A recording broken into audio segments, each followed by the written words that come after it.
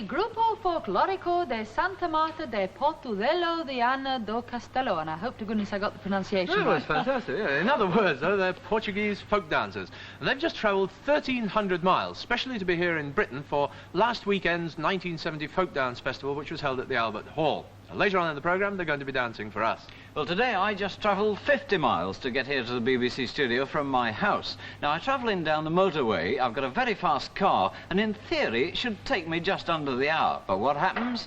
I get stuck in the traffic, travel along about 15 miles an hour, and by the time I get to the studio, I'm late and everybody's cross. But if I had a machine like this, my troubles will be over. It's the Campbell Cricket, the very latest thing in one-man auto gyros. And in fact, if I had one of these, it would mean I could fly over the traffic jams at 95 miles an hour, and I could get to the Blue Peter studio on time, and everybody would be very happy.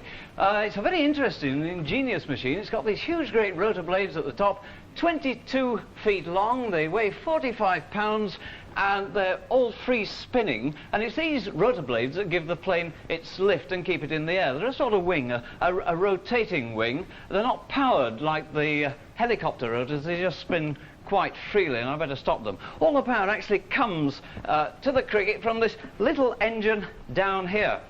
And the engine drives the prop here at the back, this wooden prop that drives the cricket along. And this engine is based on the 1600 Volkswagen engine. It's been specially adapted to fit into the cricket machine, and it's the engine, in fact, that makes this machine just about the cheapest machine that you get in the air.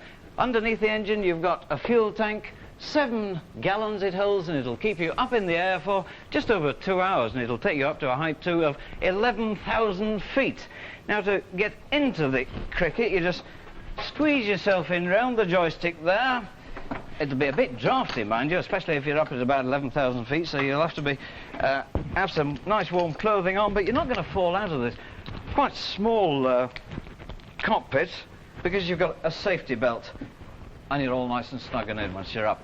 Well, if the engine failed, then you'd be still all right, because the rotor would just keep on spinning, and it would, the whole autogyro, in fact, would act as a glider. You just glide gently down to the ground. In fact, if you've ever seen a sycamore seed spinning down from a tree, then that's how this rotor blade would act, and you'd land quite safely. Well, unfortunately, I'm not a pilot, so I can't fly home in this tonight. I wish I could. We're going to start the engine up. I'm going to ask Mr. Metcalf from the Campbell's Aircraft Company to start it up. It needs a good strong flick of the wrist there and the prop at the back. Put the accelerator on. The mags are set. The throttle's set now. And it's just a question of spinning it over. Good flick. Adjust the throttle a bit more, and should be going any second. Keep your fingers crossed. And away! That's great stuff, right? Thanks very much, Mr. Campbell. Well, I bet we better not rev it up too much, in fact, or we'll end up hurtling down the studio. And although it can't take off vertically like a helicopter, it only needs a very short run before the wind revolves the rotor blades and you're up, up, and away. Those magnificent men in their flying machine, they go up to the up, they go down to the down. They control the ladies and steal the sea. When they're up to the up, and they're down to the down. Up, down, flying around, looping the loop and defying the ground. They're all rightfully keen, those magnificent men in their flying machines. Those magnificent men, those magnificent men, those magnificent men in their flying machines. I wouldn't mind one of those as a flyabout myself. Absolutely super. Well, somebody else who's also keen on flying machines is Major Clanger. If you're a Clanger fan, you'll probably remember the occasion when he invented a splendid flying machine, and the other Clangers turned out to give him a hand on its first flight.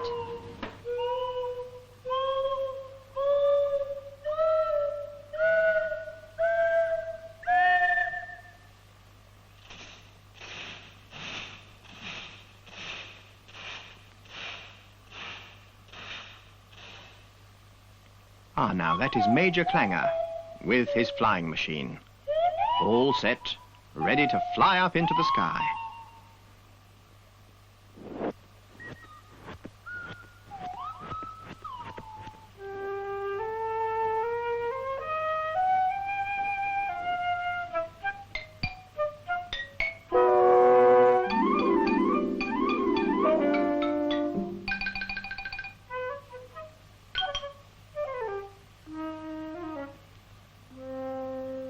Oh dear. Well, I'm not the only clanger fan. We've had lots of letters about them, and one here comes from Richard Rand, who lives in Chester. And Richard said, please could you show us how to make a clanger? Well, I thought at first it might be a bit difficult, because when you look at clangers closely, you'll notice that they are knitted. But then I thought, of course, if you weren't very good at knitting, what you could do would be to use a sock. And here's the clanger that I've made. He's very softly padded. He's got buttons for eyes, he's got a felt nose and felt hair, he's got nice stand-up ears held up with pipe cleaners, he's got a jacket made out of cardboard and some silver foil and wire, and pipe cleaner fingers and cardboard feet. Very easy to make, and if you'd like to do it, I'll show you what you do. I've used a sort of fawny coloured sock because I've noticed the clangers are fairly sort of pinky in colour. And the first thing to do is to cut the toe off the sock, and you don't throw it away because you can use that. And of course I am using an adult sock for this, for the adult clangers. But make sure you ask before you pinch any old sock around your house. And the top comes off as well. And again, keep that. And you then turn that inside out like that. And from that you cut the shape of your clanger. And there it is. And if I show you the sock, you can see the sort of shape that it is. It goes across at the heel like that, the snout there, and this end is cut rather like we cut in for the armholes of jackets, and that sits on there like that. There. And you can see, if I bring the fully made clanger in, you've got the legs down here at the bottom and the snout of the clanger here. You pin this all the way down the side, across the top and down the side, and this splits open like that, and these become the legs. And I'm just pinning them for the moment, but obviously you would then sew them, or perhaps even stick them, whichever you found the easiest. And up the sides of the legs, like that. You then sew firmly all the way round, or stick, as I said, turn it right sides out again, and you're beginning to get the shape now of your clanger. But I've left a hole here in the bottom, and into that I'm going to put lots of lovely padding, and I've used for this broken up old nylon stockings. And you push these right down, going right down firmly into the snout, like that, and do this until the whole thing is completely padded out. There, make it nice and even. And when you've done that, of course, you then sew the hole up that you were putting the padding into. And I've put a little bit of felt there on the top, and in the legs I've put some reinforcement in the way of pipe cleaners. It's just 2 pipe cleaners like that together, and you fold them in half so that you've got sort of 4 strengths of pipe cleaners, and you push that up, leaving the ends coming down. Push that up so that they're level with the feet in there, and this gives the strength that the clanger is going to stand on. You can also use pipe cleaners for the arms. Again, 2 pipe cleaners folded together so that you then get 4 little fingers like that, which you can open out. A little bit of nylon padding around there, and a bit more of the sock. This could be the toe or the top, which you remember you cut off. Sew that nice and firmly until you have 2 hands and arms there. And these I'm just going to pin on at the side, and of course get them level. You would sew those nice and firmly like that. The feet are done very simply with 2 pieces of card for each foot. One piece you can see is quite solid like that, and the other one you cut a hole in, and you push that through there, and the pipe cleaners through the end like that, and the sock, pull that through, and open the pipe cleaners out underneath the sock like that. Put lots of glue on there, and then the other bit of the foot like that. That sticks firmly together, and then you have the feet like that, very neatly. You don't see anything underneath, and of course he stands very well like that. Now the eyes are buttons. The hair is a little bit of brown felt like that, sewn across the middle and fringed at the back and at the front. And the ears are made with a half a piece of pipe cleaner like that, and into that you sew at the front a little bit of felt and at the back a piece of sock. So they're nice and soft, but at the same time, because of the pipe cleaner, it keeps them nice and firm and keeps them upright. And the jacket, finally, is lots of little bits of card, and there's an ordinary piece of card. You can cut them really any shape you like. Lots of big ones and then little ones. You attach them with this very thin wire, you can see there, and you cover them with bits of silver foil. And that makes a rather super clanger jacket. And there you are, one clanger. Looking, I think, rather super. Do you like him, Johnny? I think he's super. I'm a little bit disappointed because I haven't heard him talk yet. Why don't you have a chat to him? Go on. All right, well, you like him, so I'm going to ask the clanger, what do you think of Johnny? Oh, yes. I don't know, he's not that bad, is he? No, Well, actually, I was making the clanger voice here, and I'm doing it by using this gadget. It's a swanny whistle. All I've got to do is blow and sort of talk down it and move this rod up and down.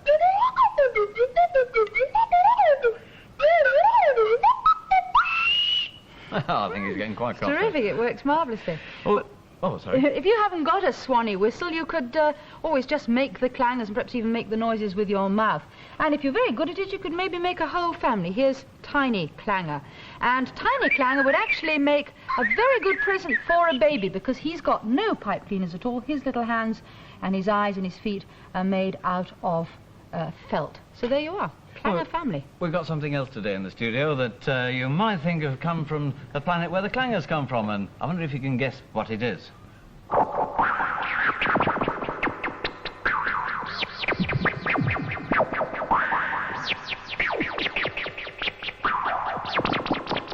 Ah, Geronimo! Well, it is, I've forgotten what it is there for a moment. It's certainly not a piece of modern sculpture from outer space. It is, in fact, a bed. It's been designed by Ambrose Lloyd, and it has, in fact, won an award as an all-plastic bed.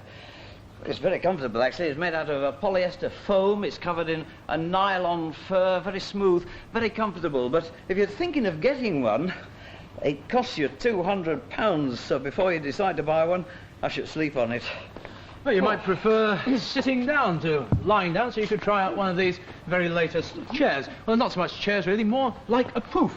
It's made out of a hemispherical see-through plastic base there, which has a strong piece of rubber fastened at 4 points, which takes a good soft cushion. And they really are very comfortable. Now, unlike your average poof, there's quite a lot you can do with these. Well, one of the things you can do is to rock gently from side to side. You've got to be careful to keep your balance and not fall off. Could be quite relaxing, actually. The best thing, though, is spinning. So, Pete, a contest for spinning. All right. Honey Mars, get set, go. Make sure you're centralised to start with.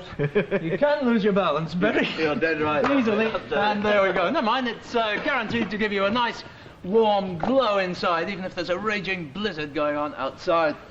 All this cold, snowy weather we've been having has made me wonder how all the wild animals are getting on. And to find out just what creatures are around at this time of the year, I went for a walk to see what I could discover deep in the heart of the snow-covered countryside with Graham Dangerfield. Graham, at this time of the year with snow on the ground, what sort of animals can one expect to see? Well, there are quite a lot of different things here. There are rabbits, there are badgers living not far away, there are foxes who come down to the river here sometimes looking for ducks. A bird here. Yeah, that's moorhen. There are lots here. They nest here in large numbers. There are mallard, wild duck, herons even. Yeah. Lots of rabbits. You see those tracks all over the You place. can spot a lot of things from the tracks, can't you? What's a bird there? That's a moorhen. You can tell it by its long toes, very long toes. Oh, very obvious, isn't it?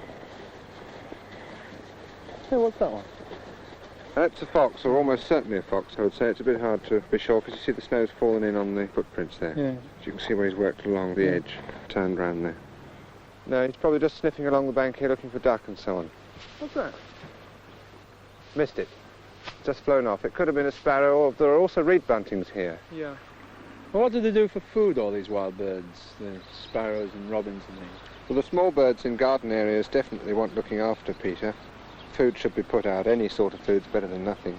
Yeah. If the thick snow goes on, some of the smaller birds can die in some numbers. Yeah, and if you start to feed them, you've got to carry on feeding them. Yeah. Hey, what are those over there? Can't see for a minute. Oh, yes, they're badgers. The front feet have got these very conspicuous long claw marks, which of course is the digging foot, which leaves a very clear print. There's nothing like it in this country. I've got something over here I want you to have a look at. Some tracks. I wonder if you know what they are. I want to have a look at them. It looks like a cattle hoof, doesn't it? Cow or something. It's a bit too small for that. Is it a deer? Yes.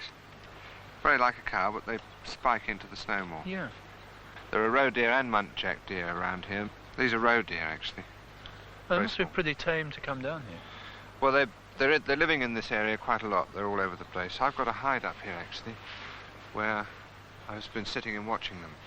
If we go up there, we might be very lucky to see them come down. Beep, beep, beep, beep, beep, beep.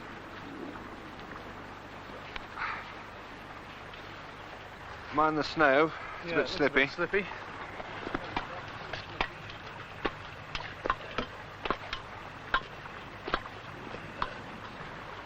Oh, you've got a bit of contortion.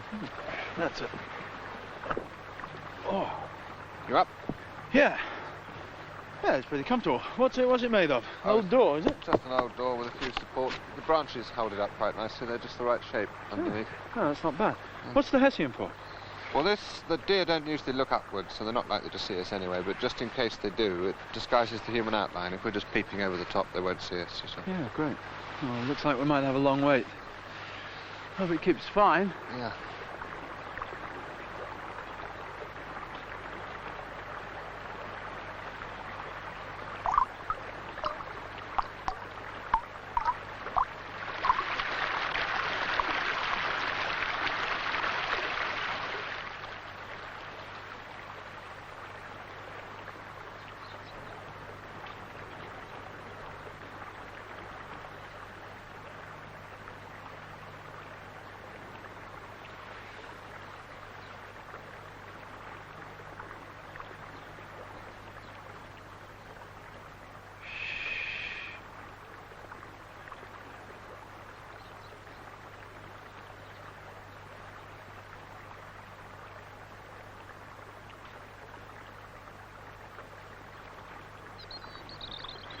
You see the male.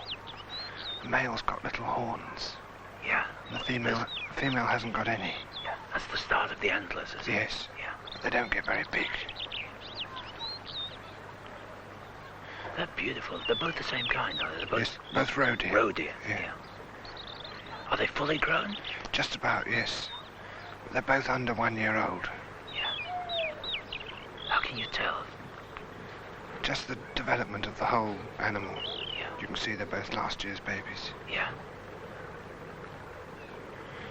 Fabulous shape, aren't they? Yes, lovely. And the male's antlers are still in velvet. That means they've still got skin on them.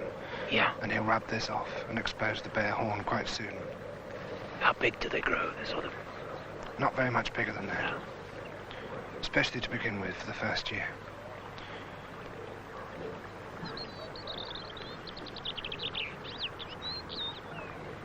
Did you expect them to be here, or are we just lucky?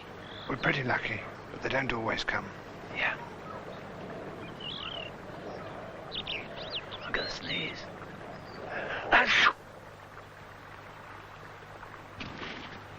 Oh, that's a pity. Well, at least you saw them. I didn't have to scare it off. Oh, it was worth waiting for. I'm frozen. Let's go down. Yeah. After you.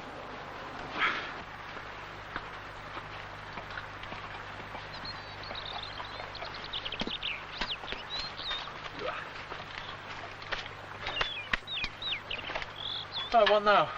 You remember those two swans we released the other day? Yeah. They've been hit by a car. We've got a fox that's also been hit by a car, but he's ready for release now, so I thought we'd take him out and let him go. Great. This is where the fox lives, Peter. Yeah? Shall I shut this? Yeah, thanks. Why are you letting it go so late in the day? Just to give him the whole night to settle down in the wild, you see. He's not Yeah. exposed to anybody then. He can creep about in the dark and sort himself out. There he is. Oh, it's beautiful. He's a nice fox. Come on then, Foxy. Yeah, I have to scruff him like this or he may bite. Yeah. Because he's not tame. We'll take him over to the common. That's a nice place, I think, to let him Righto. go.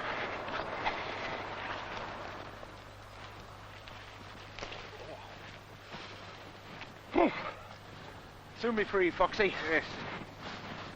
Oh, it's getting good and dark now. Won't be long. Yeah. Well, how about here, Peter? Looks quite a good place, I think. Yep, fine. Well, cheerio, Fox, and the best of luck. Bye-bye, Foxy. Off you go.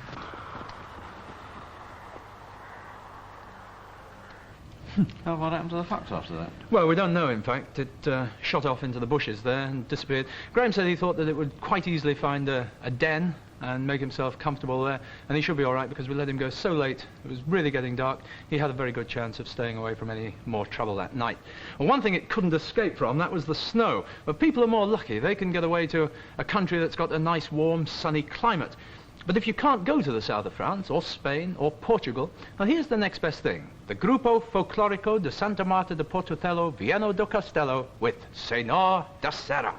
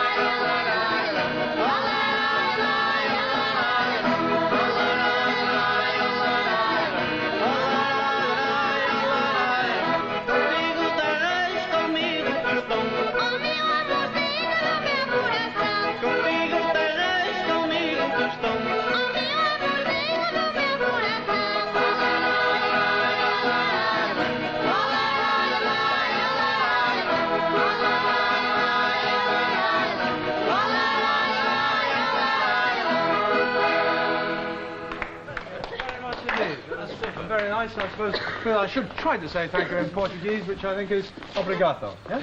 Obrigado? Maybe I got a laugh anyway. And now for some very good news over to Val.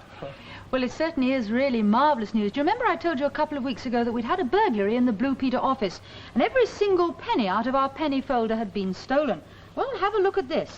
They're almost all completely full again. In fact, they keep falling out, actually. We have to put those back in. There are just 2 spaces left. That's 2 more pennies to add to our collection.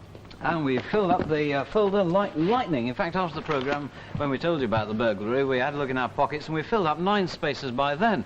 But the following morning, when the post arrived, we had literally dozens and dozens of little parcels, all full of pennies. We want to try and write eventually to all of you to say thank you, but it does take rather a long time. So we want to say a very big thank you now and let you know that all your pennies did arrive safely. And as Val says, it's great to have them all. I'm very pleased to have them. It's nice to have the collection nearly complete again.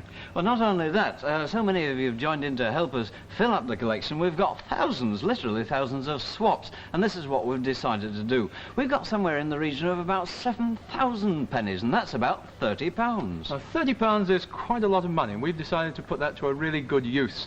Well, we thought as you'd sent the pennies into Blue Peter, the best thing to do would be to use it towards another Blue Peter Old People's Bus, and we hope that everybody who sent any pennies at all will thoroughly agree with that decision. Yes, well, I hope so, because you remember we said the other day that we were well on the way to getting our 3rd Blue Peter bus for old people. Well, that £30 could make all the difference in the world. So, thanks to your pennies, we may be able to make a good special announcement very soon. Great.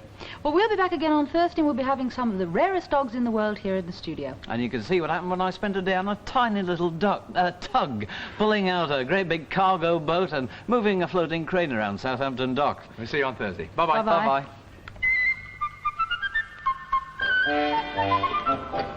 Bye-bye.